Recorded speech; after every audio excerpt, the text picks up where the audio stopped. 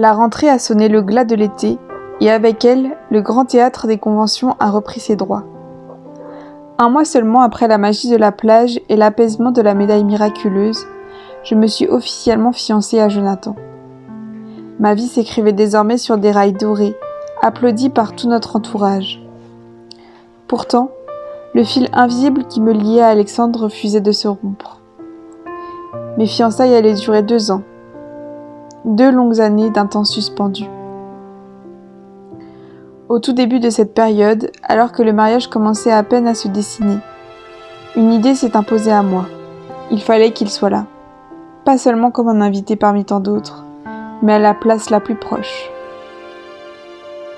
J'ai pris une carte et j'y ai écrit ma demande pour qu'il devienne mon témoin. C'était une manière inconsciente d'ancrer cet homme qui m'apaisait tant dans le paysage de mon avenir, même si cet avenir appartenait à un autre. L'occasion de lui remettre cette carte s'est présentée lors d'un pèlerinage. Nous le faisions tous les deux, mais séparément, chacun marchant avec son propre groupe sur son propre sentier. 2 trajectoires parallèles qui, inévitablement, devaient finir par se croiser. Lorsque nos groupes se sont enfin rejoints, au milieu du monde et de la ferveur ambiante, l'opportunité est arrivée. Loin des regards, dans un moment volé à la foule, je me suis approchée de lui.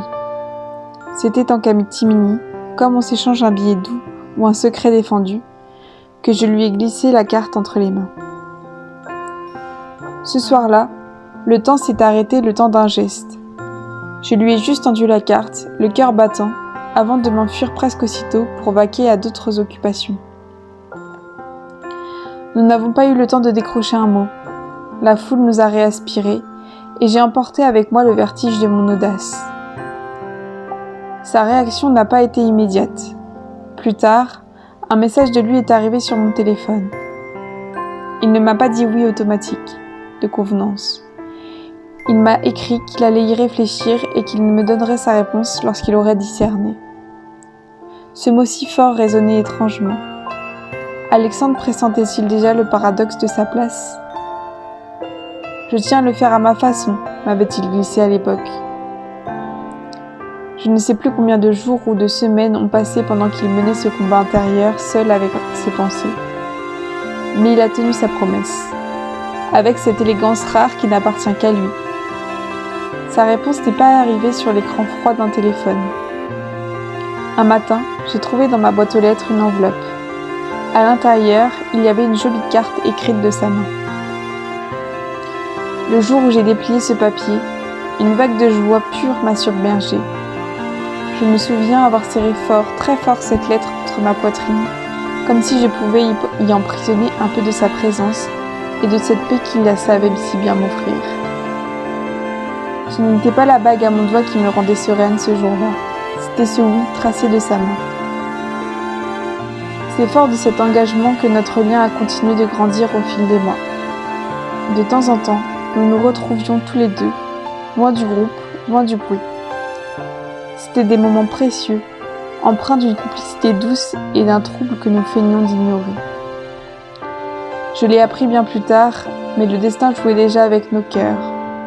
Durant l'une de ces journées passées, rien que tous les deux, après qu'il ait accepté d'être mon témoin, Alexandre s'est senti profondément amoureux de moi.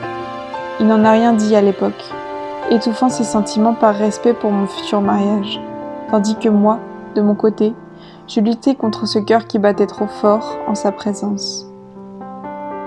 Nous étions là, face à face, habités par le même amour clandestin, séparés seulement par le poids des non-dits. La route du mariage s'est accélérée, mais elle n'a pas toujours été linéaire. Cette année-là, de son côté, Alexandre s'est moins investi dans les préparatifs, rattrapé par des problèmes de santé et de lourds combats intérieurs qui l'obligeaient parfois à se mettre en retrait du monde. Pendant que je courais d'un rendez-vous à un autre, le temps s'est parfois flouté. Happé par le tourbillon des listes d'invités, des choix de traiteurs et de la logistique, j'ai parfois eu ce sentiment douloureux de l'oublier un peu, de le laisser dans ses ombres pendant que je marchais vers la lumière des festivités. Pourtant, le fil n'a jamais rompu. Dès que le rythme ralentissait, Je revenais vers lui, je partageais mes avancées, je lui montrais des photos de ma décoration pour l'inclure dans mon univers. Et au fil des mois, il y a eu ces moments charnières, comme les essayages de ma robe de mariée, dont je lui lançais des images comme des ponts jetés au-dessus de nos silences. Avant le grand jour, il y a eu ce moment suspendu, cette parenthèse que j'ai aimée plus que tout.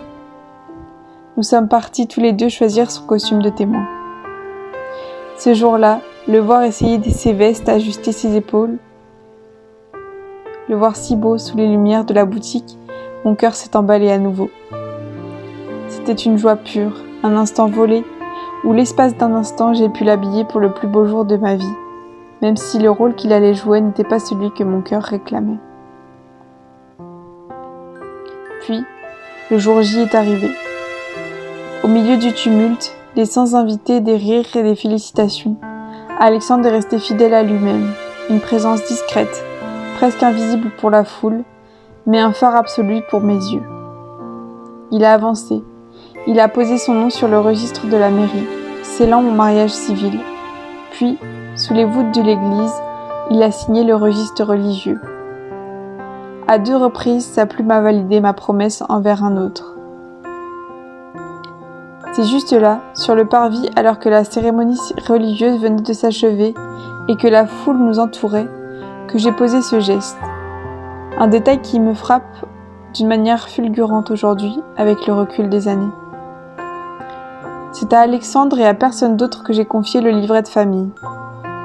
Ce précieux carnet qui venait de naître, symbole officiel de mon alliance avec Jonathan, je l'ai remis entre ses mains en toute confiance. Inconsciente de la portée de mon geste à l'époque, je confiais les clés de ma nouvelle vie à l'homme pour qui mon cœur battait en secret. Il en devenait le gardien, le dépositaire de mon destin. Puis, la soirée a commencé. Au milieu de la musique, des rires, des toasts portés à notre avenir, Alexandre et moi avons partagé une danse. Pendant ces quelques minutes, le bruit de la fête s'est estompé. Être dans ses bras, sous les lumières de la salle, c'était une parenthèse suspendue au milieu du tourbillon. Plus tard, nous nous sommes isolés un instant pour prendre une photo tous les deux. Je portais ma robe blanche, il avait son costume. En souriant face à l'objectif, une pensée m'a traversée douce et douloureuse à la fois. Je voulais cette photo pour voir, juste une fois, à quoi nous aurions pu ressembler. À quoi notre couple aurait pu ressembler si le destin avait été aligné différemment. C'était une preuve clandestine de ce que nous n'aurions jamais le droit d'être. Mais la réalité de sa santé fragile n'était jamais bien loin. Au cours de la soirée, Alexandre a commencé à se sentir mal, fatigué par la lourdeur du moment. Discrètement, il a dû s'éclipser et partir plus tôt que les autres. Son départ a laissé une ombre sur ma tête. Le phare s'éteignait et une partie de ma joie s'en allait avec lui dans la nuit.